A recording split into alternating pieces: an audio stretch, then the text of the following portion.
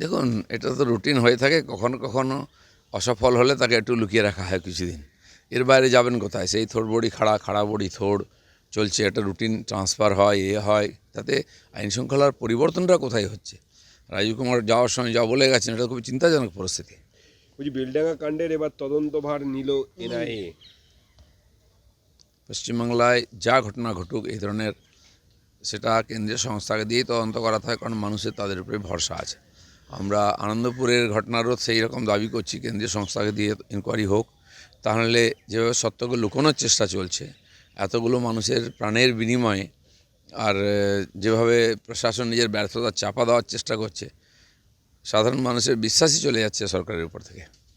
ভবানীপুর নিয়ে বিরোধী দলনেতা বারবার বলছেন যে ভবানীপুর এবার মুখ্যমন্ত্রীকে হারাবেন। সেই ভবানীপুর বিধানসভা নিয়ে কালীঘাটে ভবানীপুরের বিএলএ 2দের নিয়ে, কাউন্সিলরদের নিয়ে বৈঠক খোদ মুখ্যমন্ত্রীর, এবং ইচ্ছে করে নাম বাদ দেওয়া হচ্ছে, অভিযোগ মমতার, আরও বেশি স্কুটিনি করার নির্দেশ। মুখ্যমন্ত্রীর কেন্দ্রে 44,500 নাম অলরেডি বাদ গেছে প্রথম রাউন্ডে ফর্ম ফিল আপে।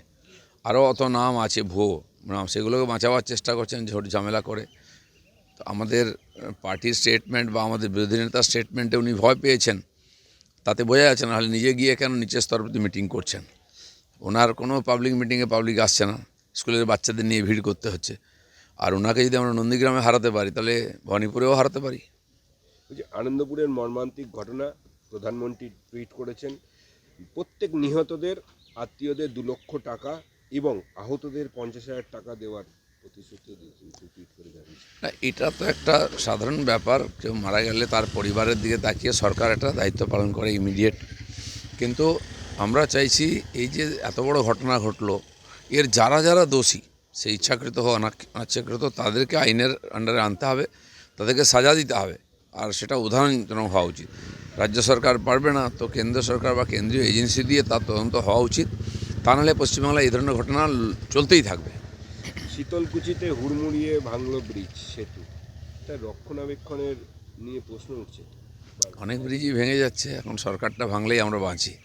বলছি ফের কুপওয়ারা সীমান্তে পাক ড্রোন দেখা গেল, বেশ কয়েকটি ড্রোনকে নামালো ভারতীয় সেনা। ইচ্ছা করে পাকিস্তান টেনশন তৈরি করার চেষ্টা করছে, যাতে আবার বর্ডারে টেনশন হোক। দেশের যা অবস্থা, আর্থিক অবস্থা, প্রশাসনিক অবস্থা, সব কিছু ভেঙে পড়েছে।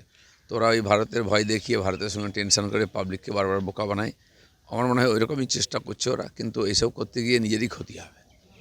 আজ রাজ্যে স্বরাষ্ট্রমন্ত্রী আছে, দক্ষিণবঙ্গ উত্তরবঙ্গে তিনি এখন জনসভা করবেন। পার্টির আপনি কি জনসভা হচ্ছে না, পার্টির কর্মীদের নিয়ে বৈঠক।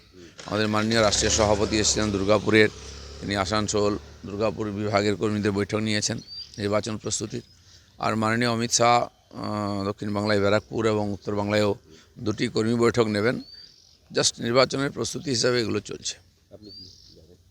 না, আমি কালকে ওনাকে স্বাগত করেছি সব জায়গায়, সবার জন্য। আমি বর্ধমান বিভাগের মিটিংয়ে ছিলাম, একবার হয়ে গেছে। আপনি তো কালকে স্বাগত জানাতে গেলেন, সেখানে কিছু না, ওখানে কি আছে, সব সিনিয়র লিডারদেরকে বলা হয় ওনাকে রিসিভ করার জন্য, যাওয়ার জন্য। তো আমাকে বলা হয়েছিল, আমি রাহুলদা সব গেছিলাম। কিছু কথা হলো? না, এখানে বিশেষ কোনো কথা হয়নি, নমস্কার হয়েছে, ব্যাস।